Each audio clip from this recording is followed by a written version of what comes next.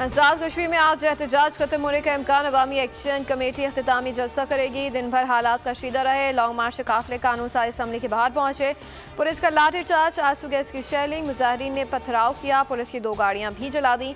बाजार बंद होने से अशिया और नोट की किल्लत। मुख्तलिफ वाक़यात में 3 अफराद जान से गए। मुजाहिरीन ने अंबोर के मकाम पर धरना दिया। मुजफ्फराबाद में इंटरनेट सर्विस फिर मुअत्तल।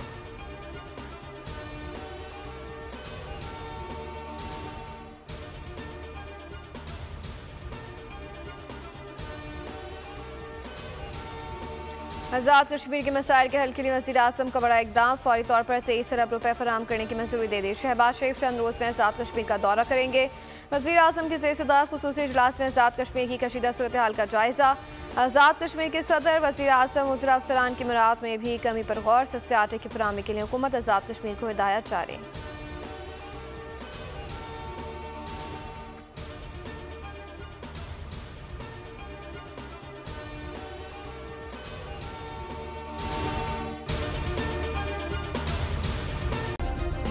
सब्सक्राइब करें और बेल दबाएं ताकि कोई खबर रह न जाए।